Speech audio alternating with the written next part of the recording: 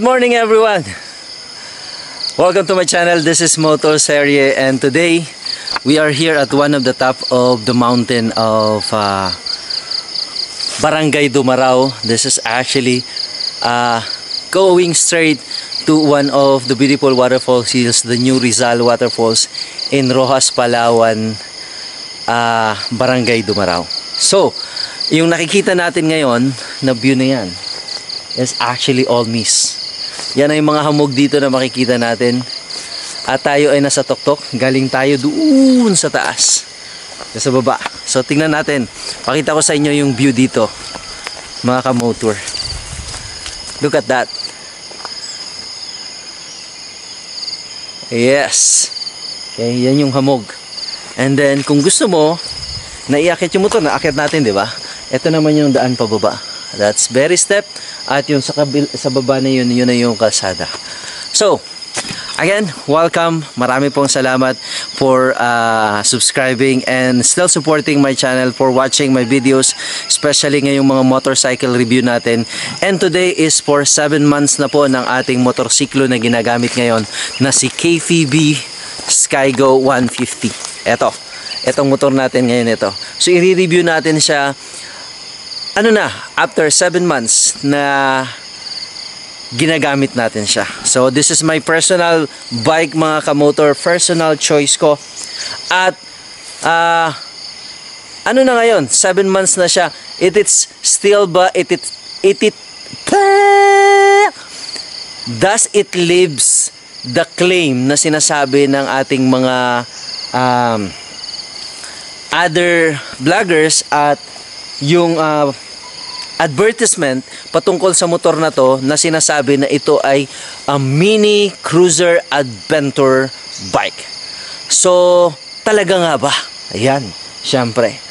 Personal ko, mga kamotor, my personal opinion, I am not paid by Skygo or Lipan to review this bike. This is my personal claim about sa motorsiklo na ito. So, para sa akin, mga kamotor, para sa akin, itong bike na ito is one of my best favorite bike na ginamit for many years na ako'y nagmumotor, at marami na akong motor na napagdaanan sa akin, at this one is really one that I love, and masasabi ko na ito yung isa sa paborito kong bike.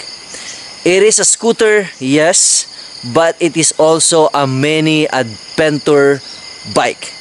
So, ito yung nagustuhan ko sa kanya, mga kamotor. Pagdating sa mga lubakan, pagdating sa mga akyatan, hindi ka papahiyain nito. Kahit itong inakyat natin, medyo mataas siya. Mamaya papakita ko, mamaya gagawa natin ng video kung pababa tayo, kung gaano siya kataas. Ayan, so update ko lang kayo, mga kamotor. Ito pala yung mga bago kong mga ginawang ang tagyan dyan, improvement sa motor natin. So una ay syempre naglagay tayo ng tinatawag na brake lever. Ayan, ito brake lock lever ito. So since ito wala to sa binili natin, so ibig sabihin kapag bumili ka ng bago, wala itong parang pang brake lever niya dito, o yung tinatawag natin na hand brake lever niya. So ito yun siya. Ayan. Ito. Yan, ito.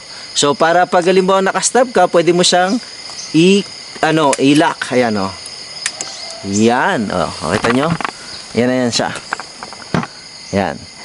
So yan yung isa sa mga dinevelop natin or in-improve natin sa motorsiklo natin. And also syempre naglagay tayo ng headlight. So may nagsabi, sir, baka mahuli ka kasi nilagay mo siya above the headlight. Now, tama o mali? Hindi po. Ito po ay hindi violation. Ang sinasabi po ng batas natin sa LTO regulation, kapag ang ating auxiliary light or secondary light natin ay nilagay natin above our handlebar, yun ay bawal. Pero kapag nandito lang po yan siya, hindi yan siya bawal. Yan. And then also, guys, for 7 months na ginagamit natin siya, syempre, nagpalit na rin tayo ng ating gulong. At the best choice na gulong na binili ko dito is itong Corsa dual sports na gulong. Yan. Kung makikita natin, yan o, may mga spike siya. At very helpful siya pagdating sa mga curbing na medyo may loose gravel o kaya medyo basa, matubig. Kasi yung gulong niya dati na original, yung stock niya, medyo nagkakaroon ng slip. Medyo dumudula siya pag sa mga curbing. Kahit na pumreno ko or alalay ang preno mo, medyo kapag halimbawa may loose gravel, pag tumatama siya dun sa mga loose gravel, medyo mararamdaman mo mayroong paling, medyo may kumakabig.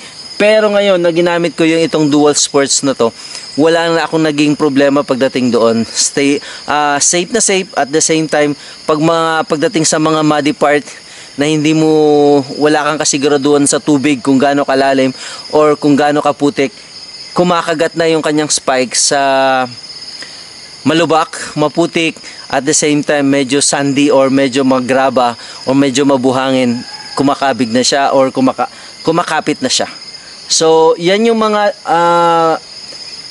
ininvest ko para magmukhang mini adventure bike na rin ang ating scooter. At the same time, honestly, talagang nai-enjoy ko siya for 7 months. Wala akong, yung mga nakaraang videos natin, meron tayong mga negative na comments sa ating motorsiklo, pero at the 7 months na ginamit natin siya, wow! As in, habang tumatagal, gumaganda yung performance niya. Ang tips lang natin mga kamotor na naging comment ng ating mga viewers, marami pong salamat sa mga constructive comments natin, which is natuto rin po tayo as newly owner of scooter. First time ko magkaroon ng scooter, at doon ko nalaman na dapat pala before 4 months or kung if possible na every month din ay magpalit tayo ng gear oil para ma-maintenance natin yung mga gears na meron yung ating scooter. At the same time, syempre every 1,000 km dapat nagpapalit tayo ng ating engine oil para lagi nating naalagaan yung ating motorsiklo. Now, mga kamotor, this is one that I like also about this bike. Before this review, a couple of weeks ago, I have a ride going to one of the hot spring area dito sa Puerto Princesa. At nagkaroon ako actually ng aksidente. Nagkaroon po ako ng aksidente. It so happened na hindi ko pa napapalitan yung gulong that time. At yung gulong natin ay naslide siya to mga malalaking bato at kumabig yung ating likuran. And what happened is that syempre na injured or nagkaroon tayo ng incident or accident na it so happened, nagpapasalamat ako, hindi ako na injured. Pero mga kamotor, ang nangyari naman ay natilapon ako at the same time yung motorsiklo. But what happened is that paano natin sasabihin to?